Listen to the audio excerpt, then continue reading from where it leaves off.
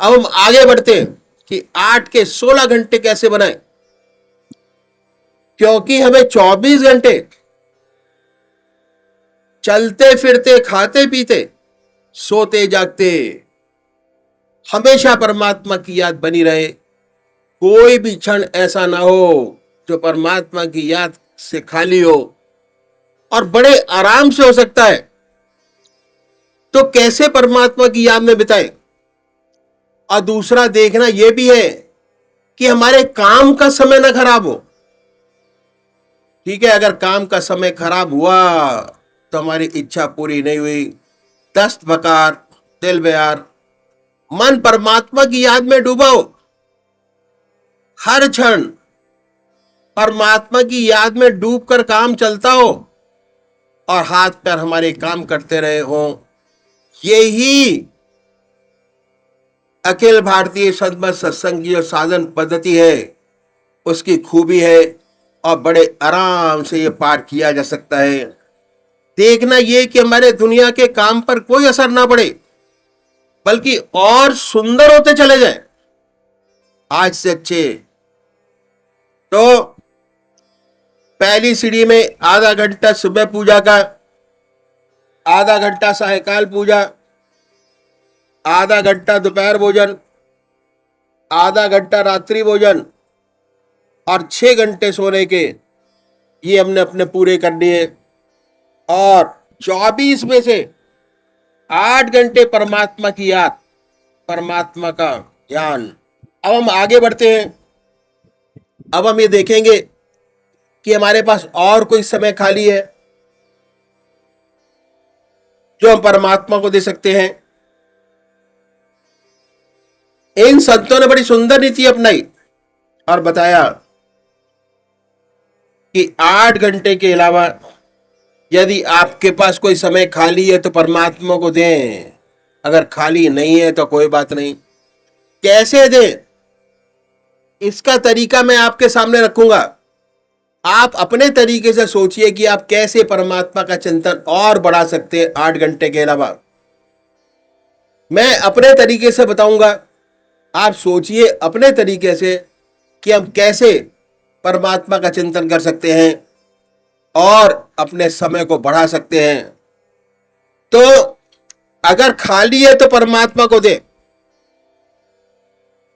इसके लिए संतों ने तरीका बतलाया कि आप अपनी आत्मा से पूछिए कि आपके पास समय खाली है नहीं। आपकी आत्मा स्वयं निर्णय करेगी। इस पर मैं अपने विचार आपके सामने रखूंगा। हम सुबह उठते हैं, शौच जाते हैं, मंजन कुल्ला करते हैं, स्नान करते हैं और शेव करते हैं, ब्रश करते हैं। ये सारा समय खाली है, कोई दुनिया का काम नहीं करते। सारा समय अपनी डेली रूटीन में व्यतीत करते हैं। 2 घंटे 2.5 घंटे ये नित्य कर्म है, सभी को निभाना पड़ता है, सभी करते हैं। ये समय मेरे हिसाब से खाली है और बड़ी आसानी से ईश्वर को दे सकते हैं अगर कोशिश करें तो। मिसाल के तरीके से हम ब्रश करते हैं, उन्होंने क्या तरीका बताया कि परमात्मा से प्रार्थना कीजिए अपने इष्ट देव से, हे प्रभु ये जो 20 मिनट ब्रश करने के हैं आज तक बेकार चले जा रहे हैं, इस समय का कोई लाभप्रद इस्तेमाल नहीं। परमात्मा से प्रार्थना कीजिए कि ये जो काम करूंगा तेरी याद में करूंगा। ब्रश लीजिए, टूथपेस्ट परमात्मा की याद में लगाइए, ब्रश करना परमात्मा की याद में शुरू कीजिए। जो अच्छे साधक हैं, जिनके संस्कार बहुत ऊंचे हैं, उनसे तो बहुत आसानी से बन जाता है, दिक्कत नहीं होती। और जिनकी आहार और विहार की शुद्धि हो गई है, उनसे तो बड़ी आसानी से हो जाता है। उन्हें ऑटोमेटिक परमात्मा की याद बनी रहती है। अक्सर दिक्कत क्या आती है कि हमने शुरू किया ईश्वर की याद में काम करना, थोड़ी देर तक तो मन ईश्वर की याद में लगा रहता है, उसके बाद भटक जाता है, कहीं दफ्तर में चला गया, इधर उधर भाग जाता है, कहीं बाजार में चला गया, कहीं खेत में चला गया, मन अपने केंद्र से हट जाता है। इसका इलाज ये है कि मन से लड़ाई न लड़िए। अगर मन से लड़ाई लड़ेंगे तो कभी कामयाबी हासिल नहीं होगी। मन को अपना मित्र बनाइए।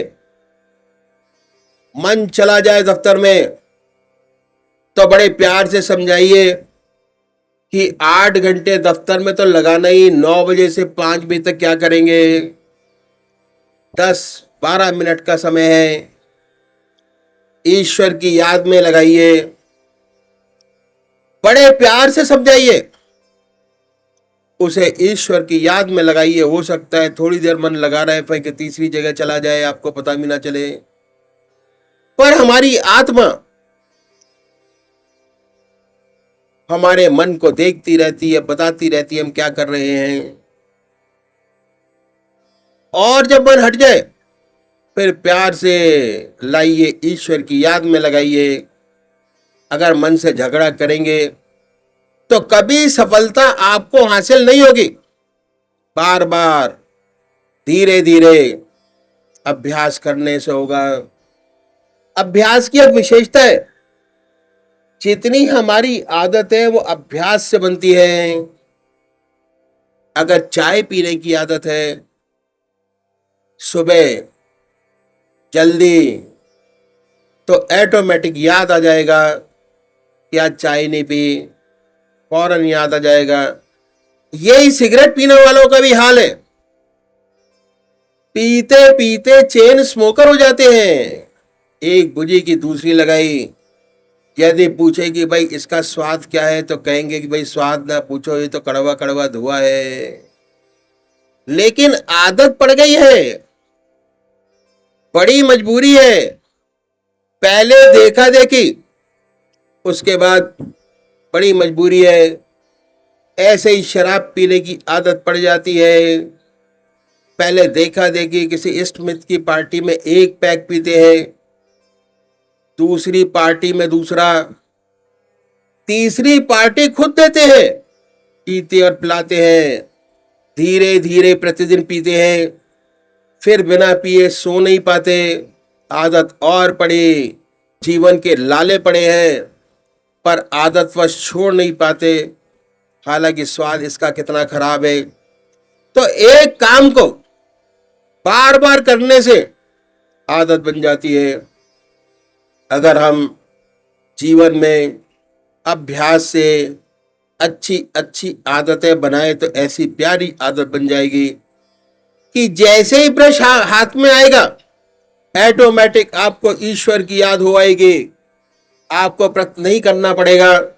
और जब तक आप ब्रश करते होंगे, परमात्मा की याद में गहरे डूबे होंगे।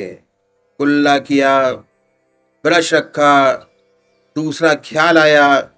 इसलिए भगवान श्री कृष्ण ने अभ्यास पर बड़ा भारी जोर दिया है। अभ्यास से आदतें बनती है, और जब आदत बन जाती है तो फिर याद अपने आप आती जाती है बिना प्रयास के। दूसरा आइटम, शेव करते हैं हम लोग। जैसे ही शीशा और हजामत का सामान आपके सामने आए, ईश्वर की याद में, अपने इष्ट की याद में डूब जाइए। उसी की याद में साबुन लगाइए, उसी की याद में ब्लेड लगाइए, उसी की याद में शेव कीजिए। अब इसको आदत बनाने में समय नहीं लगेगा, क्योंकि ऐसी आदतें आपको होती चली आ रही हैं। अगर ब्रश करने के अभ्यास में 6 महीने लगे तो ये समझिए कि अभ्यास 4 महीने में पूरा हो जाएगा। ऐसी सुंदर आदत हो जाएगी कि जैसे ही ब्रश आपने लिया, साबुन लगाया, ब्लेड लगाया, ऑटोमेटिक परमात्मा की याद हो आएगी। और जब तक आएगी, जब तक आप ब्रश करते होंगे, शेव करते होंगे, भगवान की याद बनी रहेगी। इसके बाद हम सब स्नान करते हैं, बाथरूम में जाते हैं, तो ऐसा ख्याल आता है कि कुछ गाया जाए। आजकल के बच्चे सनेमा का राग निकालते हैं, बजाय सनेमा के भक्ति रस से कोई भरा बजाकर भजन गाइए। और साथ साथ स्नान कीजिए, अंदर भी साफ और बाहर भी साफ, ऐसी स्वच्छता मालूम होगी कि शरीर भी साफ और मन भी साफ। कभी कभी ऐसा विचार कीजिए कि आप स्नान नहीं कर रहे, अपने इष्ट देव को स्नान करा रहे हैं, बड़ी पवित्रता आती है, बड़ी सुंदर स्थिति बनती है। उसके बाद हम सब वस्त्र पहनते हैं। कभी कभी सोचिए कि उन्हीं को पहना रहे हैं और खुद नहीं पहन रहे। तो ये सारा समय मॉर्निंग रूटीन का जो आज तक बेकार चला जा रहा था, अगर हम प्रयत्न करें, थोड़ा सा अभ्यास करें, तो सुबह के सारे काम ईश्वर की याद में कर सकते हैं। 10 घंटे उस प्रभु की याद, उसमें सराबोर और दुनिया के काम जैसे आ जाए, इससे अच्छे। लेकिन हमें बनाने तो 16 घंटे, 10 के 16 घंटे कैसे बने, इसके लिए हमें विचार करना होगा कि हमारे पास कौन कौन से व्यवसाय हैं, कैसे कैसे व्यवसाय हैं। व्यवसाय की दृष्टि से हम अपने देश की जनता को 5 भागों में बांट सकते हैं। पहला भाग किसानों का। हमारे देश में 70% जनता किसान है, किसानी का काम करते हैं। दूसरा तबका व्यापारियों का जो व्यापार करते हैं। तीसरा तबका प्रोफेसर, डॉक्टर, इंजीनियर, ऑफिस में काम करने वाले लोग। चौथा तबका उनका जो कारखानों में काम करते हैं। पांचवा तबका देवियों का है। हमारे देश में बहुत कम प्रतिशत देवियां ऐसी हैं जो सर्विस में है। अधिकतर जो देवियां उन पर घर का भार है, घर का काम चलाती है। व्यवहार की दृष्टि से हम अपने देश की जनता को 5 भागों में बांट सकते हैं। अब हम एक एक भाग को लेंगे और देखेंगे कि हमारे पास और कोई समय खाली है जो परमात्मा को दे सकते हैं। पहला लेते हैं खेती का काम। अभी तक हमारे देश में बैल और हल से खेती होती है, ट्रैक्टर है पर बहुत कम है। देखा गया है कि जब किसान हल चलाता है तो थोड़ी देर तक तो चुपचाप चलाता है, उसके बाद कुछ ना कुछ गाना शुरू कर देता है, नौटंकी का, आला उदल या और कुछ। इसलिए ऐसा होता है कि जिससे थकान महसूस ना हो, मन डाइवर्टेड हो। जब नौटंकी का गाना गा सकता है या और कुछ गा सकता है, तो भक्ति रस से भरा हुआ भजन भी गा सकता है। हल चलाने में 2 विशेष बातों का ध्यान रखना पड़ता है। एक तो ये कि जितनी जमीन खुद रही है, खुदनी चाहिए, खुद रही है नहीं। दूसरा कि हाथ का प्रेशर, जिससे फाल कहीं बैर के पैर में न लग जाए। इन दोनों बातों का ध्यान रखना पड़ता है। और हल चलाना किसान अपने 14 साल के बच्चे को सिखा देता है। किसान के बच्चे बहुत सुंदर सुंदर हल चलाते हैं और आपस में बातचीत भी करते चले जाते हैं। हाथ के प्रेशर से पता लगता है कि हल ठीक चल रहा है या नहीं। ज्यादा होशियारी का काम नहीं है। तो हल चलाने का काम बड़े आराम से परमात्मा की याद में किया जा सकता है, कोई रुकावट नहीं। दूसरा काम बीज बोने का। जब किसान बीज बोता है तो हल में कुप्पी बांध देता है और बोता चला जाता है। आपस में बातचीत भी करता चला जाता है। ये काम भी ईश्वर की याद में किया जा सकता है, कोई रुकावट नहीं। तीसरा काम पानी देने का। आजकल तो बिजली के कुएं हैं, बटन दबाया पानी निकला। सिर्फ पानी खेतों में काटना पड़ता है। लेकिन जहां पर ये साधन नहीं, वह कुओं से पानी देते हैं, चरस से पानी देते हैं। इसमें 2 आदमी लगते हैं, एक बैल चलाता है। बिहार में अब भी ये बहुत है। देखते थे, पानी देते, जब चरस ऊपर आ जाता तो किसान बोलता था आय राम, बैल रुक जाते। जब पानी गिरा दिया जाता तो बैल चलने के लिए कहते कि चलो राम, आए राम, चलो राम। परमात्मा की याद में पानी देने का काम होता। आजकल तो बहुत आसान है, सिर्फ पानी खेतों में काटना पड़ता है, एक क्यारी से दूसरी क्यारी। इसे तो परमात्मा की याद में बड़े आराम से किया जा सकता है, कोई रुकावट नहीं। और किसानी का कोई भी काम ऐसा नहीं कि हम ईश्वर की याद में ना कर सकते हो। हर काम ईश्वर की याद में किया जा सकता है। सच तो यही है कि हमारा पुराना कल्चर यही था, हर काम भगवान की याद में किया जाता था। पुराने जमाने में जो किसानी के काम थे गांव में ईश्वर की याद में किए जाते थे। आज भी बहुत सी ऐसी स्थिति है जहां पर हर काम परमात्मा की याद में किया जाता है और कोई भी क्षण बिना परमात्मा की याद के नहीं जाता। तो ये हमारी जो वास्तविक सभ्यता थी गांव में थी। गांव में ताले नहीं लगते थे, घर ऐसे ही खुले पड़े रहते, कोई खतरा नहीं। गांव की बेटी सारी गांव की बेटी होती और उसकी तरफ कोई निगाह उठाकर नहीं देख सकता था। सारा गांव निछावर हो जाए अगर ऐसी कोई बात हो जाए। ये था हमारे देश का कल्चर। ऐसा सुंदर वातावरण, ऐसा सुंदर जीवन।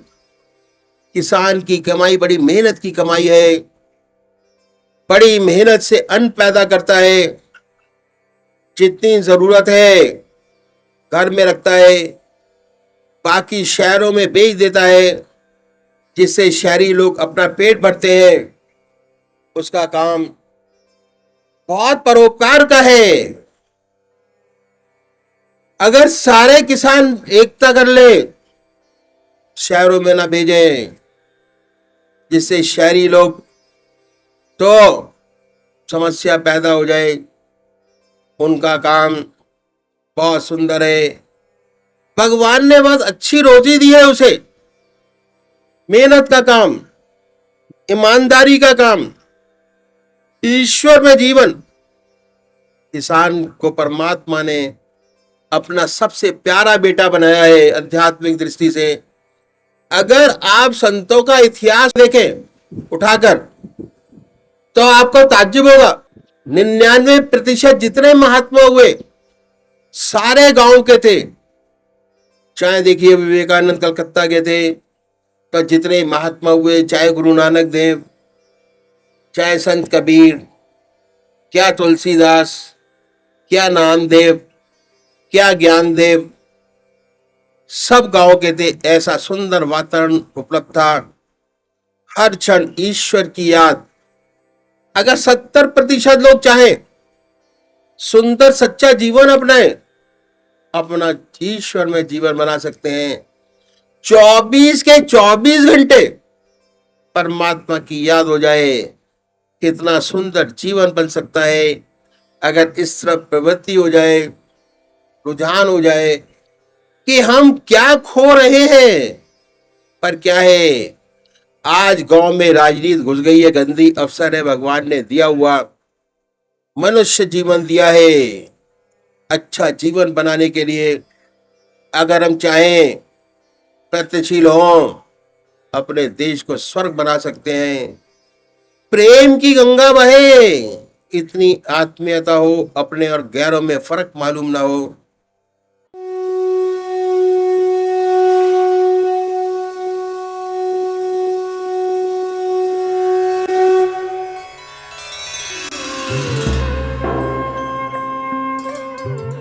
ध्यान योग के कार्यक्रम आनंद योग से निशुल्क जुड़ने के लिए संपर्क करें 9810239677।